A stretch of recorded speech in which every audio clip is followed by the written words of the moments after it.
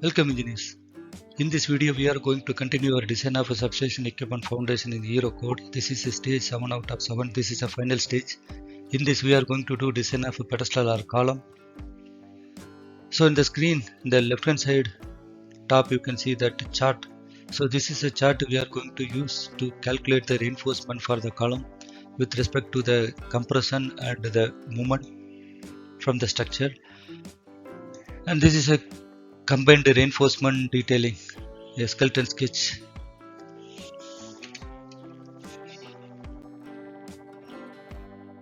These are the various design stages we have seen already. That overview of calculations we have seen in our first stage, followed by that foundation and soil parameters, loads and load combinations, stability check, foundation bolt design in fourth series, design of bottom slab, punching and one-way shear. We have covered all these 6 chapters. Now this is a final one, the design of a pedestal and column. Let we look into that Excel calculation. So first of all we need to define whether this is a pedestal or column. So for that we need to check the effective pedestal height to the least lateral dimensions as per EN 1992 definitions. So before going to check that, we need to know the difference between the pedestal and column. The column is a member which is subject to compression and bending, combined bending. So for the reinforcement calculation should be for both the compression and combined bending equation. But in case of pedestal, it is just a vertical member which is to transfer the vertical loads to the foundations. So in this case we need to define only the reinforcement based upon the area of the pedestal or the concrete which is occupied in the pedestal. So let me check whether this is a pedestal or column. So for that we need to define the least lateral dimensions. So this least lateral dimension small l or b among the minimum one we need to consider.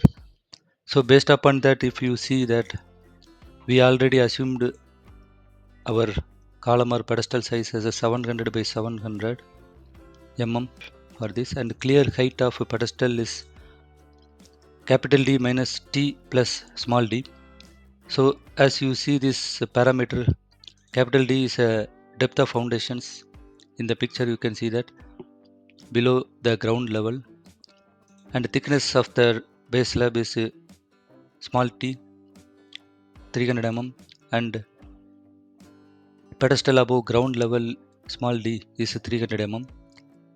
So applying this d minus t plus small d 1.5 meter, as it is a cantilever, effective pedestal height we need to multiply it into 2.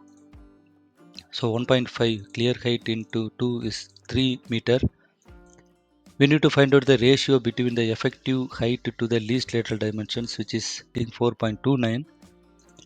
So generally if this pedestal or column, the ratio between the effective height to the least lateral dimension is greater than 3, then it should be considered as column subject to compression and combined bending. If it is less than 3, then we can directly design as a pedestal. So our case it is greater than 3, so it is a column subject to compression and bending. So we already know that this structure load we have considered based upon the load cases ultimate load limit stress method. So there are 21 to 25, there are 5 cases. So among that 14.53 is a maximum one, we have taken that value. And self height of the pedestal we have calculated as small b into small l with a clear height that is 1.5 meter, which can be calculated as capital D minus T plus small d. GC is a concrete density. So multiplying all that value, the answer is 18.38. So total downward load, that is a compression load, is 32.91, adding this VZ and VP. And next coming to the bending moment. So about Y direction, we have considered the maximum MY. Maximum x direction movement we have considered. Okay, we need to consider the maximum shear forces also. Shear forces are the top of pedestal. So this shear force generally used to act at this level, plinth level, because it is a base of the structure. And this force, if it is coming to the bottom of this pedestal, then there will be a movement which is causing. So that movement also we need to consider. So this MUX is the actual movement at the base of the pedestal. So for that we need to multiply this horizontal forces shear into the clear height of the pedestal and adding those into the moment at the top of the pedestal, that is at the plinth level. So both x direction and y directions we need to consider this one. And the next one is a check for column slenderness. So this is as per class 5.2.3.2 in EN 1992.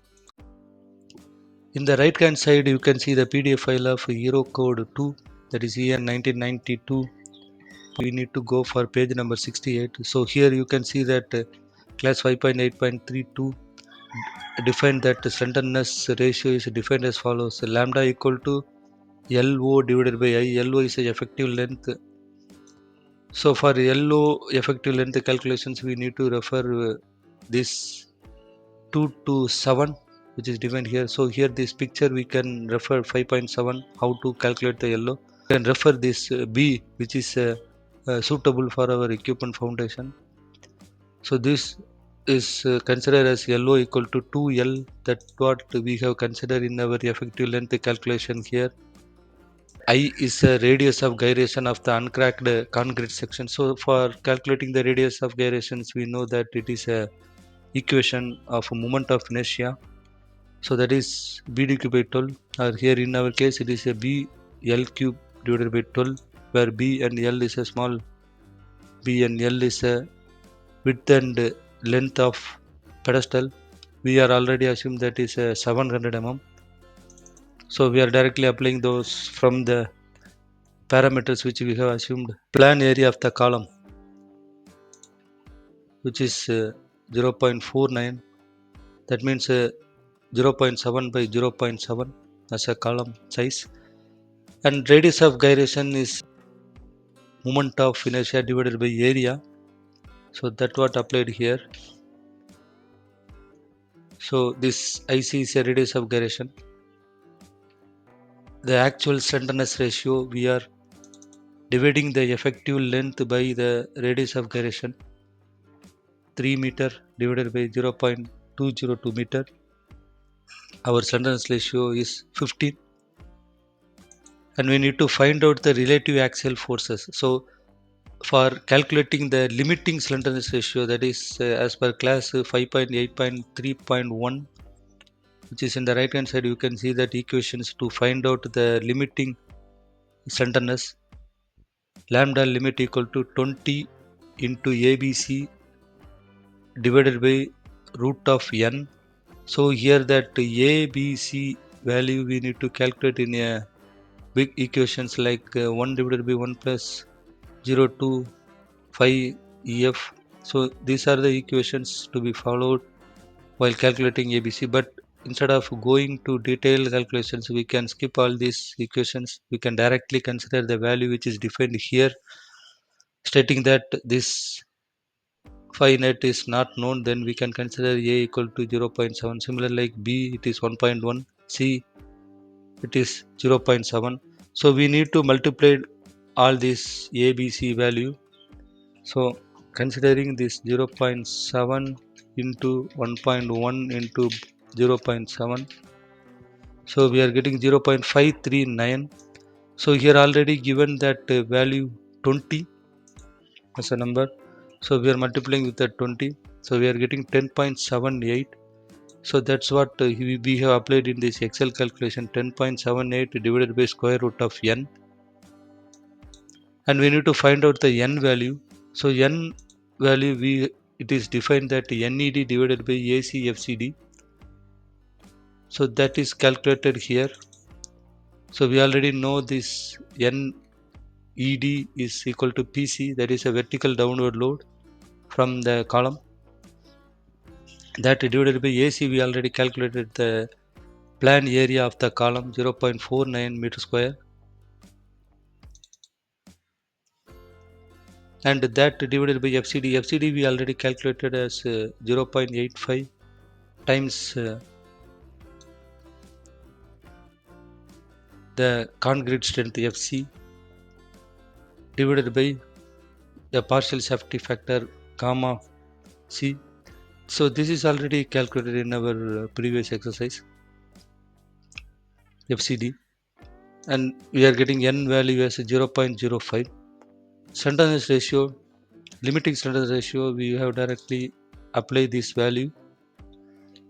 We are getting 152, which is greater than the actual slenderness ratios.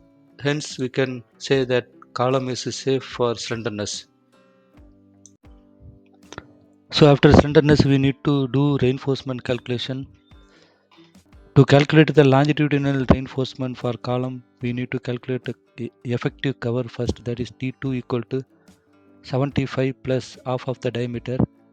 So we are assuming clear cover as 75 mm. That we are adding half of the 12 mm diameter, that is 12 mm diameter we are going to assume as a longitudinal reinforcement for column. Next is D2 divided by L, that is 700 mm. We have assumed the L value,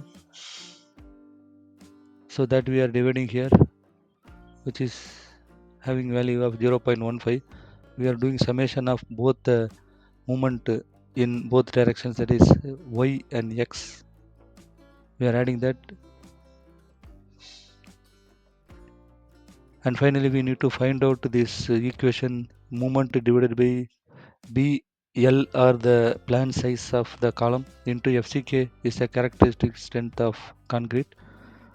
So applying all this, so this we know that FCK is we have already assumed the grade of concrete in here as C25/30. So this FCK value is 25,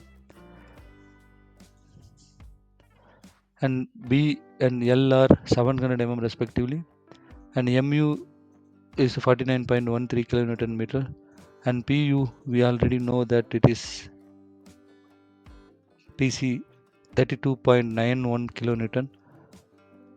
So applying all the known values in these equations, we are getting 0.05 and 0.1 respectively. And the next one is we need to find out the correction factor depending on axial load. So for this we need to refer class 5.8.8.3 of EN 1992. So for that, page number 75 to be referred in the right hand side PDF file. So here you can see that the correction factor KR is defined in 5.8.8.3 of 3.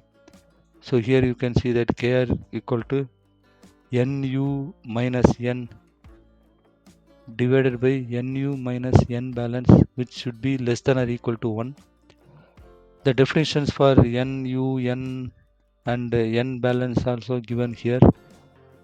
So NU is 1 plus omega, and N is N divided by AC FCD, relative axial force, which we already calculated for slenderness check. So here you can see this N value, and NU we need to calculate 1 plus omega. So N balance is 0.4. So here you can see the N balance, that is N bal is the maximum resistance. The value is directly given as 0.4, so we can use the same value. And omega also given the definition as AS FYD divided by FCD AC. So FCD we already calculated as in the introduction page. You can see that FCD equal to design compressive strength in megapascal. So that need to calculate alpha CC into FCK divided by gamma C. So these definitions is already given in class 6.4. So that's what we have considered here, direct value as FCD. in a design of a column. So applying this, so AC also we know that it is already calculated here in slenderness check. AC equal to 0.49 meter square, and FID we have calculated already. It is a design strength of steel, so that we have calculated here in design of bottom pad as FYK 434 megapascals. So that is a value here we need to substitute here. This AS. So actually AS is by assuming these 4 numbers of 12 dia and 8 numbers of 12 dia. So it is coming 1357 square mm. Value in this we can able to find out the omega as 0.08, and adding this with the 1.08 is a NU value. So we got all the value, NU value, N value and N value. So applying all these value in these equations, we can able to get the correction factor, so which is equal to or less than or 1. And next we need to refer this column design chart. So this chart we need to refer based upon the movement equation and the compression, that is vertical load equations. So N divided by BHFCK, so which we already calculated here in this as. So by interpreting this for 0.1 and 0.06, we need to draw a scale like this. But instead of doing this, what we have done is we have extracted this graph value into a tabular value like this, so that accordingly to this requirement of N divided by PH FCK and M divided by PH square FCK, this will do automatically the interpolation values. So likewise we are getting the value of AS into FID divided by PLFCK as 0.02. So you can see here in this graph, ASFIK BHFCK is the value which we need to take from this graph. So that's what we have taken here by the table value. Now we need to multiply this with our plan area, that is 700 by 700 mm of cross sectional area of the column. So multiplying that we are getting 980 square mm. So this is the area of longitudinal reinforcement. Accordingly, the minimum reinforcement we need to find out as per the class 9.5.1 EN 1992 and 1. So for that we need to refer 164 in the page number 164 in the PDF, which is showing in the right hand side. So here you can see that AS minimum equal to 0.1 into NED divided by FID, or 0.002 AC. So AC is nothing but P into L, which we have calculated already. And FID we know that it is a design strength of reinforcement steel, which we have calculated as a FIK in design of bottom pad, which is 434 megapascal. And PU is we calculated as PS here in this pedestal calculation, that is 32.91 kilonewton. And there is, after that there is no unknown value.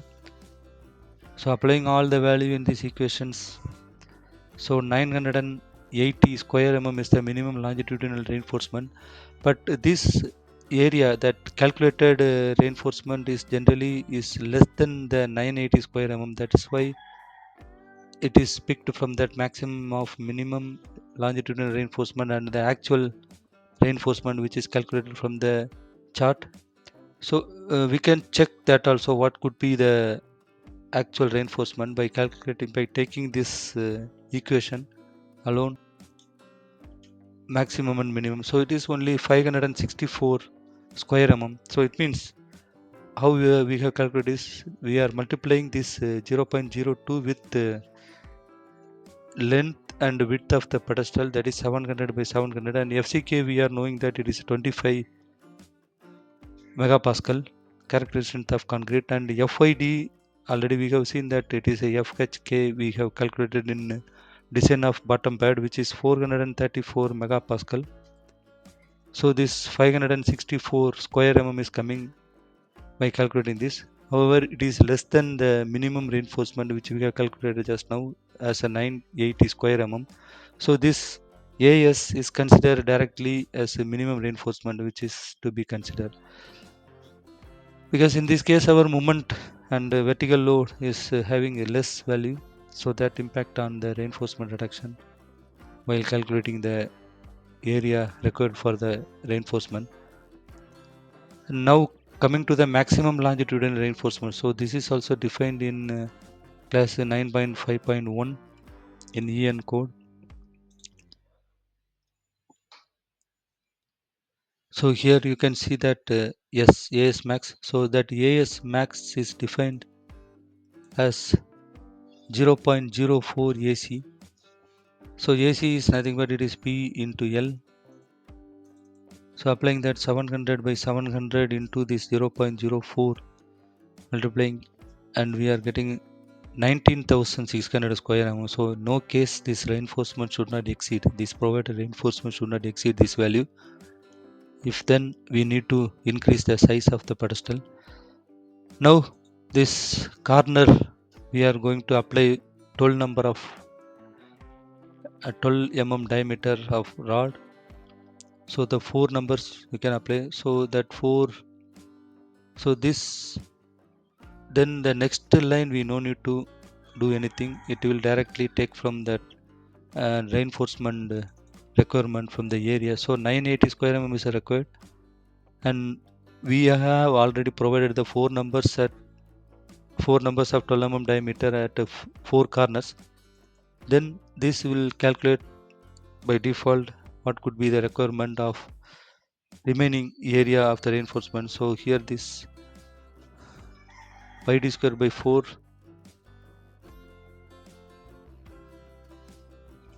so the reinforcement which is required pi d square by 4 into 4 times the, so for 4 corners if you are providing 4 numbers of 12 mm diameter means 452 square mm of reinforcement is to be provided,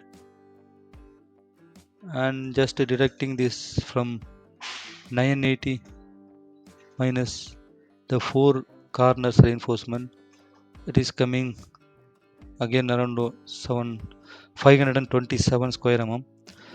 So this is designed to be considered as 4 numbers ceiling kind of reinforcement. If it is 4 numbers, if this is less than the 452 square mm, then here also this will come as a 4 numbers, else it will assign as 8 numbers. Here in this case the 427 square mm which is greater than the provided corner reinforcement, so it is coming 8 numbers. So totally it is 12 numbers. So in this pattern we need to think that it should be like the right hand side pattern. So 4 number of corner plus 8 numbers internal. So these 4 and these 4 are internal reinforcement, and all the 4 corners are 4 numbers. So 4 plus 8 it is 12. So this total is 12 number. So another case, in order to reduce number of bars, we can also change this diameter. So instead of 12 we can change to 16. So we already having this table, so I am typing this as 4 4, that is in this column fourth one is 16 mm dia. So then 16 mm dia I have considered. So if I am considering the 16 mm dia, I required only the 8 numbers of 16 dia. So then the pattern will be like this. So 4 at the corner and 4 at the middle of the pedestal. So total it is 8. So this is a case, and here you can see that it is a 1600 square mm. So I need to reduce this. So what I'm going to do is I'm going to reduce the diameter in the middle face, so that this is coming 1256 square mm only. So this is more optimistic. So this is what longitudinal reinforcement calculation. Next we will go to the transverse reinforcement, which is a lateral tie. So for transverse reinforcement, we need to refer class 9.5.3 of EN 1992. So you can see in the right hand side the transverse reinforcement class 9.5.3, which is states that the diameter of the transverse reinforcement shall not less than 6 mm. So we have considered it should be greater than 6 mm for the first case, and in the second case it should be 1/4 of the maximum diameter of the longitudinal bars. So we have considered that 16 mm as the longitudinal bars as a maximum one. So 1/3 means it is a 6 mm. 16 divided by 1/3 will come 6 mm. And spacing of the lateral ties also mentioned here in this 3 note 3, and it should be 20 times the minimum diameter of the longitudinal bars, that is 12 into, so it is 240 mm. That is one case, and second case is the lesser dimension of the column, which is a 700 mm, and third case is it should equal to 400 mm. So now in our case the lateral tie should be minimum of this 3 and maximum of this 2. So that minimum we need to provide 8 mm in most of the cases of the reinforcement for transverse reinforcement, so that we can keep as a 8 mm diameter at 240 mm center to center. So this is a transverse reinforcement. So with this the entire calculation get completed, and after calculating this we can check this result, whether this result are all the safe. So you can see this window. So here this Excel sheet will provide you all the check cases, like finally the check for soil bearing pressure also pass at 85% of usage, and overturning is 42% of utilization. Size safe in sliding is also 24%, which is less than that expected or limited. And check for hanger bolt, it is pass in shear and tension, and these are the summary for the hanger bolt diameter numbers and embedded length and the total length. Safe for punching shear with the utilization of 9%, and one-way shear is a 16% utilization. Check for pedestal is 10% in slenderness.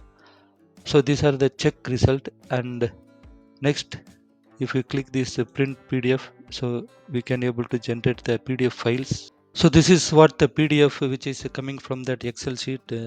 So start with the table of content introduction part, which we have seen in our first stage of this series. Foundation and soil parameters, which we have seen in our second stage, along with the foundation reactions, load combinations for the foundation designs, bearing stability check for foundations, that including overturning and sliding. So this we seen in third version, and this is a fourth one, design of a foundation bolt, and the next one is design of bottom pad. Result, check for punching shear, check for one-way shear, design of pedestal we have seen in this series, final one, and this also will give you the input to the detailing part, like dimensions, foundation dimensions like depth, height in this tabular format, and the quantity of the concrete formwork and rebar. Also it will give you the reinforcement details, simple detail of bar rebar schedules like this. So this is directly extracted from this Excel calculations. So here you can see that which is added in this Excel. So with this we can end this equipment foundation design series. Thanks. Thank you. Look description for more related videos.